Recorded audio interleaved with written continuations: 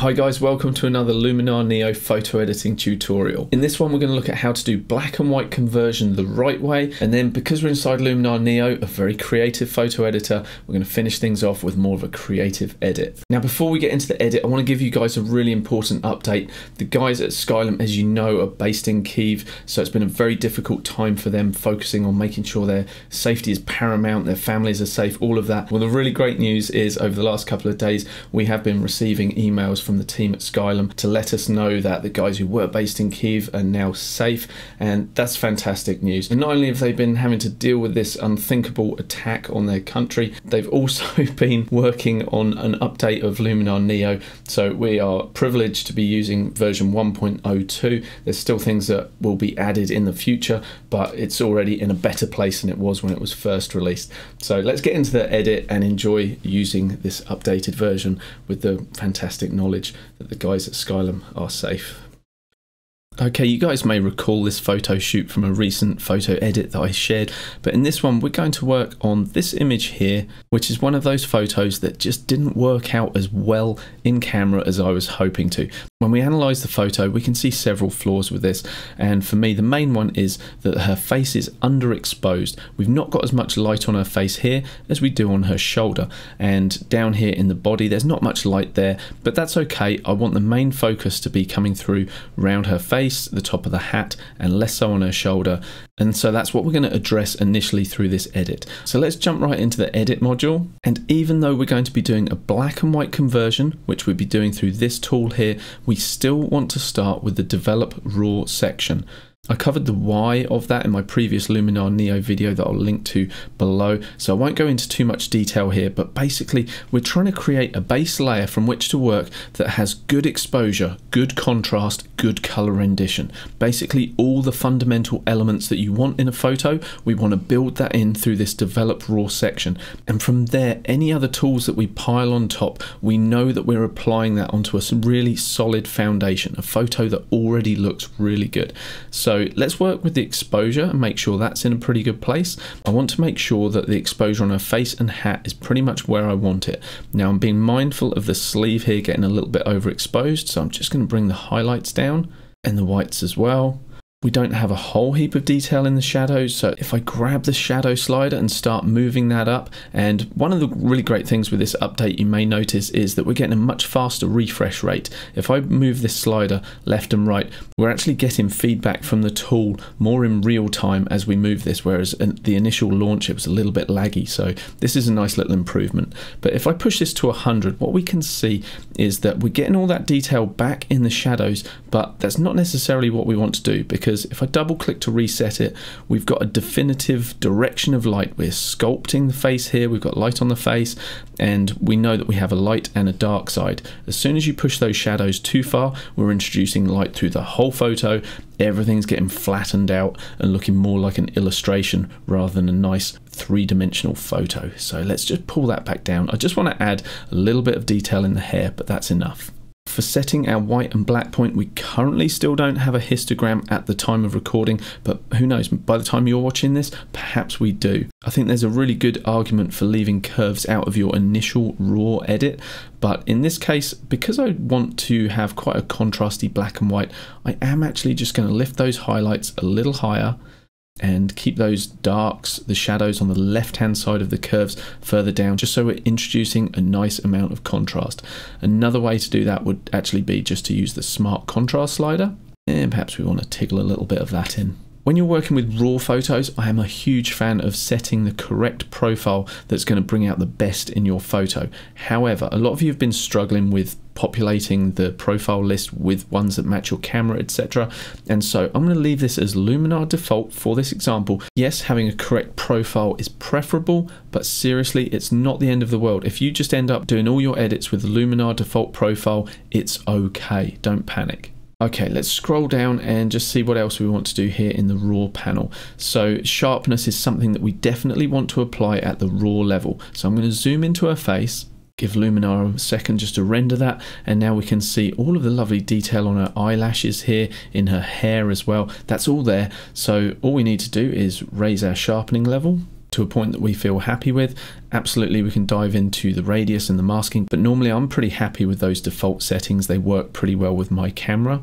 I shot this at ISO 64, so there's very little noise in the file, but if you guys were shooting at 800, ISO 1600, anything getting up high, you may want to play around with that just to control that level of noise in your file. For the optics, I'm just going to turn on defringe and fix any chromatic aberrations, which for the lens I was using is pretty minimal anyway, but it's still good to turn those on. And you'll notice here that in the transform section, this is brand new to this update in Luminar NEO. If I zoom out, we are now able to grab the vertical slider and make transformations that way. This is not something that you want to be doing to a portrait, but it is something to bear in mind that's right there and available to us now for things like photographing, architecture, street photography, that sort of thing. I'll scroll back up to the top. I'm pretty happy with our adjustments so far. I'm not going to worry about anything in the color section because we are doing a black and white conversion, and I feel like I've got my color in a pretty good place to work with. I'm going to go to the eye tool and we can look at our before, very dark, underexposed image, and our after. This is a much better base plate to work with. Before and after. Okay, we're good to move on to our black and white conversion. Now, before I jump into the black and white tool here and show you what we can do, I want to demonstrate what the wrong way is to do a conversion. So if I jump into the color section here, some people have the misconception that black and white is merely the absence of color, and that is not the case. If I desaturate the photo by pulling out all of the color, we are left with, yes, a monochromatic image, but it has no strength to it. It's a very tepid and lifeless way to create a black and white. You don't want to just take out your saturation. So I'm going to double click that. We don't want to jump into that. Instead, we want to come into the black and white conversion. And by doing this, we're now able to control the luminance, i.e. the brightness level of each individual color in the photo. So for example, if I grab the red slider and move that right and left, you can see that where we had red in that original file, we're able to darken it down or brighten it up. And this is a really powerful thing to be able to do with black and white, because that lets us dial directly into specific areas of the image and set the brightness for them. So if we wanted to make her hat brighter or darker, we can do that. If you want to lift the brightness of the skin tones, we can do that by moving the red and the yellow sliders, because skin, as long as you're a human, doesn't matter your ethnicity, you're going to find that there are red and yellow pigments making up the skin tones. And so lifting those can enable us to brighten up the skin. If you're working on a landscape, you can work with the yellows and greens to control the foliage, the blue to control the sky. So you've got a lot of control with your initial conversion using this tool. Let's take a look at our before and after. So by using that black and white specific tool, that's a much better way to control the conversion of your image from color to black and white than merely taking away the color using the saturation slider. However, at this point, it's still a very average black and white image. And on this channel, we're not happy with average. So now we're going to take a look at some techniques with tools inside of Luminar NEO to help us refine our black and white image. And working with a black and white image is really great. It's really forgiving because all we need to worry about is the brightness values in our photo. It's really that simple, and there are a couple of concepts that if we bear them in mind, any black and white that we're working on, whether it's a portrait, landscape, wedding photo, whatever, is going to be improved. So now I'm going to give you two really powerful concepts to bear in mind when editing your photos, and then I'll show you how you can actually apply that way of thinking, those concepts, inside of your photo editor. So the first thing is your viewer's eye gets drawn to the brightest part of an image. And so if you're working on a portrait like we are here, where the shoulder was much brighter than the face, we want to actually use our photo editing tools to control that. So darken down the shoulder and brighten the face. And the second concept is that our eye is drawn to areas of greater contrast. So in our example, we want to use tools that bring attention to the face and the hat, and we want to minimize other areas of the photo by reducing contrast, perhaps in her body, perhaps in the background. If those ideas make sense to you, right, makes sense in the comments below, and let's take a look at how we can apply that inside of Luminar AI. NEO. Okay, now we've got our conversion, let's start using some of the other tools. And why don't we jump into Enhance AI and grab the Accent AI slider. Okay, let's take this from all the way on the left all the way to the right and see what it's doing. Okay, not a huge amount. It's brightening up the hair on this side. It is bringing in a little bit more contrast to the front of her face, and also more in the flowers as well. Not too bad. Okay, I might leave just about 34% of that in. Let's jump into Structure AI and crank that bad boy up. Boom. Okay, it's really bringing out all the detail in the hand painted background that I created, but I don't really want that. I don't want our attention going to the background. I want our attention here. And of course, that's where our masking can come in. Before I settle on any amount, I always like to double click, reset the tool, take it one way, take the other, and just really let my eye get a feel for what this tool is actually doing. And I'll glance around different areas of my photo as I'm toggling this back and forth and just seeing, what do I like from this tool? What do I actually want to apply? What do I want to leave out? And as I move this back and forward, I notice that I want to apply some of that effect on the sleeve here, just on the ruffle, maybe a little bit on her arm, but particularly in her hair, on the front of her face, and the flowers as well. And so I'm going to grab my brush, activate the mask tool and grab the brush within that, and I'm just going to start with a low strength, somewhere around a third is good, and I can just start painting this effect. So there you go, there's some of it on the hair, some of it on the flowers, some of it on the front of the face, and some of it on the sleeve. So everywhere I'm painting at the moment, we're just getting about a third of the effect because I'm painting with 34 out of 100, and now I'm going over it one more time. So now on those areas that I painted initially, we're doubling up on that effect, and the areas I'm going over for the first time, this is like a first pass of that, so they're getting just a third. And so just with a few passes, I'm now able, as I toggle this off and on, you can see the effect that that has had. And if you feel like you've overbaked it, like I do a little bit in the hair and on her sleeve as well, we can just come to the eraser tool and set that an appropriate amount, 40%, let's go with that. And then we can just click and paint over those areas, and that will just reduce that amount down. Let's have a look at our before and after. If you guys like the look of Luminar NEO for your photo editing and you don't have it yet, I've got a link in the description below, and 10% of all proceeds is going towards the Red Cross to help the people of Ukraine during this difficult time of war. Close Structure AI down, and now I'm going to go back to the Develop tool. This time we're not in Develop Raw, we're working on developing what we have in front of us here. And so I can start to make adjustments for the brightness values here. And so I'm going to start darkening this down, bring those highlight values down as well, so we're controlling that brightness, particularly on the sleeve there, and even bringing the white values down as well. So currently, as an overall look, we're getting a very dark, low-key image now compared to what we had initially. And now I'm going to apply this darkening effect exactly where I want it. But unlike what I normally do, which is paint the effect that I've created only where I want it, this time we're going to work the opposite way round, and we're going to come straight to the eraser tool, and we're going to take away this dark effect that we've created from the areas that we want to leave bright, i.e. her face and the hat. So I'll just leave the strength where it is, click once, and do one pass over her face, and you can see that straight away that's brightened up. I'm going to use my left bracket keys just to reduce the size of that brush and do one more pass over there. And now with a nice big brush, just paint over her whole body so that we are brightening that back up slightly. Okay, let's take a look at our before and our after. You see how by darkening that background down, our attention is drawn more to our model's face. So that was the first concept we talked about, guiding your viewer's eye by areas of brightness. Now we're going to take a little look at the second thing that I mentioned, which was areas of contrast. And so I'm going to close that Develop tool down, but I'm going to open a brand new one. Okay, so if we wanted to make changes to the Develop tool we just applied, that exists for us inside of the Edits tab. All of these changes that we've made up till now, we can go back and make any adjustments that we want.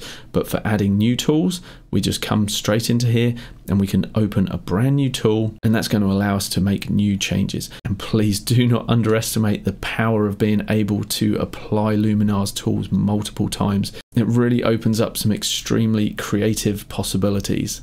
So all I've done here is just boost the smart contrast up so that we're getting a more contrasty look. Currently it's through the whole frame, as is the case whenever you apply any image. Obviously it's going to apply to the whole canvas, the whole photo, and then we're going to use our mask to come in and paint that in more judiciously just where we want it. And so this time I'm going to reduce the size of my brush, which I'm doing on the keyboard with the bracket keys, but of course you can do that on the left hand side with the slider. And I'm just going to do a couple of passes of the effect and applying it more so where I want our viewer to look, in this case on the face of our model. Okay, so let's toggle the before and the after. So if we look at our before, it's a much flatter black and white with less contrast. As soon as I release and we look at our after, now we've got all that lovely rich contrast added into the hat and the face. And because I love what the develop tool can do for us, I'm going to apply it just one more time, and I'm going to come to the curve section this time. And if you're new to curves, it might seem a little daunting, but honestly, it's super easy. Basically, on the right hand side, this point here, this is controlling our white points, our brightest parts of the image. The point on the left, this is controlling the blacks, the darkest points in the image. And in the middle of the curve, we're talking into the midtones. I've got an in-depth video all about how to use curves in the description, but for now, just have a look at what we can do. If we grab the top right point, which is representing those whites, we can bring that down, and that gives us the ability to darken off the image. The point in the lower left, that controls the black points. So if we lift that up and we drop the white point down, we're effectively reducing the contrast. We've got a monochrome image where the grayscale exists in a limited luminosity range. Basically, we don't have a pure white anymore. We've brought that down. We don't have a pure black anymore. We've brought that up, and therefore we have less contrast in this photo. And we can make some subtle adjustments and change the midpoint as well. But you're probably thinking, this isn't the look I'd want for a black and white. Maybe not, but perhaps it is for certain parts of your black and white. And that's what you've always got to think of in terms of zones of your photo. Like the background here, that's reduced that mottled effect, which I found a little distracting. And so we can keep this all on the background, maybe a little bit on her body and not too much of it on her face. And we can just use the mask, just as we have before, to paint this in where we want it. And so I'll reduce this down to 30 this time. This time I'll grab the slider and increase the size of the brush. Let's go really big. Click once, and now I'm returned to our original photo, or the photo with changes up until now. And now I can just come in and roughly paint that effect. And when I let go, that's going to apply 30% of that look that we just created. So there you go. We've darkened down that background. And now if we want to, we can come for a second pass and maybe paint over the bottom of her body more.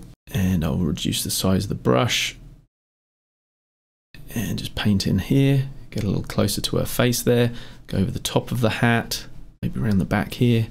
And as is always the case, it's a good idea to keep an eye on where we came from and where we've got to, just to check that we're happy with the changes that we've made.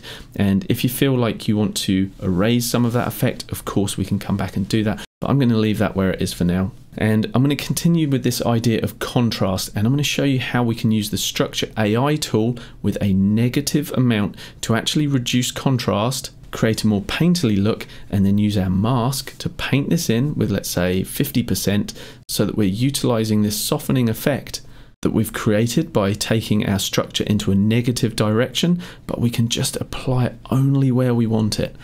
And for me, that's definitely over that background because I'm finding it just a little bit too distracting, particularly the fold of the crease there. So I might make a second pass over that and just soften that down even more, effectively removing the crease lines. Look at our before and our after, our before and after. And I may just bring that amount just back up slightly so it's not as aggressive. Now I will be adding another pass of contrast to this, but I feel like we're at a place where I can utilize Luminar NEO's more creative tools at the moment. So one thing I'd like to do is just add like a little bit of a soft glow to our photo. So I've opened up the glow tool here. We're currently on soft focus, and I'm just going to grab that amount slider like I always do and push it very aggressively all the way to 100. No doubt that's going to be far too much for us, but it enables us to see where we came from, where we've got to very easily. From our drop down box here, we can just play around and select the different glow options. So that's glow, that's soft focus, that's the autumn effect, that's a soft autumn effect. Once you've used Develop Raw right at the beginning to lock in that technical edit and get your photo looking good as a foundation, the creative direction you take your photo from there, that is entirely up to you. So for me, the autumn effect soft, I think that looks quite nice, and used with a little more subtlety, that could be a really nice addition to this photo. In fact, I'm going to do that. I'm going to go with the autumn effect soft. I'm going to close glow down and I'm going to reopen it. And this is the thing I really like, because now I have access to apply soft focus as well. So I'm not just limited to one or the other. I can apply both. I could apply all four if I wanted to. But anyway, I'm going to stick with soft focus. And for this one, I'm going to open up the advanced settings. I'm going to push this all the way to 100. And that's going to allow me to see what these sliders are actually doing to the photo as I move them. And I like the idea of playing with this contrast and pushing that up quite high. So even though we've got a soft focus look, we've still got a nice rich black in there.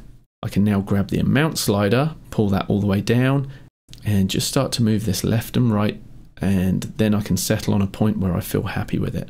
I don't want to put too much in, maybe just 9% is good. Now there's another great tool that's really useful, particularly for black and whites, and that is the Vignette Tool, because it's really easy to apply and the effect is quite impactful. So what I like to do is grab the amount slider, pull it all the way down, and that gives us a good visual representation of that first concept I was talking about, where we're controlling the brightness values of the photo and our eye will go to the brighter parts of the frame. And as soon as we added that very strong vignette, our eye is just pulled into here because everything else is just pushing to blackness, to darkness. There's nothing to see there. With a very aggressive amount, we're now able to jump into the advanced settings and better see what these sliders are actually doing for us. I really encourage you to grab the feather slider and actually push that pretty far to the right, because that's what's going to give you a nice soft transition from the very darkest corners towards the center of the frame.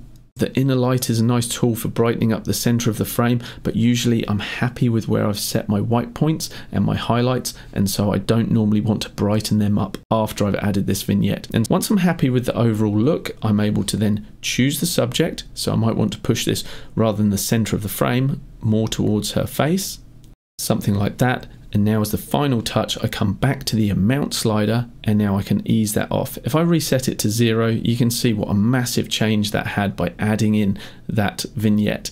I'll double click the control point just to reset it, and you can see where we've come from before this tool was applied. And you can see as I crank this back up to 100 what a dramatic effect adding a vignette can have. But usually for my preference, 100 is too much. And so I just like to grab this slider now that I've got everything dialed in the way I want it, and I can just toggle this back and forth until my eye settles on a point where I think, yeah, that's the amount of the tool that I want. I still feel her dress is a little bit too bright here, and so I'm just going to take care of that with yet another develop tool setting. I can grab the highlights and pull those down, maybe drop the exposure too, and bring those whites down as well. And now I'm going to grab my brush, click, and then just paint over the chest area of the ruffles here. And just like that, I've been able to darken them down and drop the impact of this area lower down in the visual hierarchy. Currently right at the top, because there's more contrast and a brighter area on her face. That's where our eye is going to go first now. Following that, our eye is going to come down here to all of this detail in the dress, but we've dropped down the brightness value of that, so it's not competing with her face anymore. And then as a tertiary point, you've got all of the darkness around the edge, the body here. That's the last thing that we're really going to look at in the frame. And that's really what we're after, a visual hierarchy that's telling our viewer where they should look first before they let their eye wander off around the rest of the photo. This area's gone a little too flat for me, so I might just ease these settings off just a little bit. Okay, it's that time I love, our before and after. So here's our before. We can see that the shoulder's nice and bright, but the face is underexposed in comparison. And when I release this and we look at our black and white, you can see how our eye is suddenly drawn to the bright part of this frame and the area with more contrast. So far we've looked at how to convert to black and white, and then how to control our viewer's eye around the frame with luminosity and contrast. If you want to take things in a more creative direction and you're not happy just sticking with a traditional black and white image, this is where we can leverage Luminar NEO's layers and get some more creative results. So let's see what we can do with this photo to take the creativity up a notch. So let's see if we can't stylize our black and white even further. So I'm going to come over to the layers section here and press the big plus icon there, and that's going to allow us to add imagery that's going to become another layer in our photo. And so I've got an option here, which if I grab the opacity and crank that to 100, you will see that this is just a photo of some impasto paint. And I'm going to see how I can incorporate that with our photo underneath. So this is how Luminar is going to load your layers in, with a 50% opacity and a blend mode of normal. So we're seeing half of the black and white layer, half of this new paint texture that I've loaded in. And one of the best ways to get texture layers to blend in is to change the blending mode out of normal and change it into something more useful. I find screen, overlay and soft light are my particular favorites. So if I go to soft light and I crank the opacity all the way up, we can still see the texture, but now it's interacting with our photo in a much more useful way. If your texture has unwanted color in it, you can come and edit the actual layer itself. As long as it's selected here, any of the tools that we apply will now talk to that layer, not our original layer that we turned into the black and white. So if I were to come into the color section, for example, and grab the saturation and do what I said you don't do for a black and white, and that is take the color out by reducing the saturation, but we can do that for a texture layer, that's no problem. And I've now pushed our whole image back into a black and white by removing the color from that texture, but as you can see, we've now got this rich texture all through the whole photo. If you want some color but not too much, we could just leave that somewhere around there, and we can even come down to the hue shift and actually move that, so if we want to change the color of the texture itself, we can absolutely do that. Here's our before and here's our after, and I prefer that blue. Now if you want to mask out any of that texture, all we need to do is come up to the layer properties themselves, and then we have access to our mask. I can come to the erase tool, and what I normally like to do if I am applying a texture is make sure that it's not really affecting the model's skin.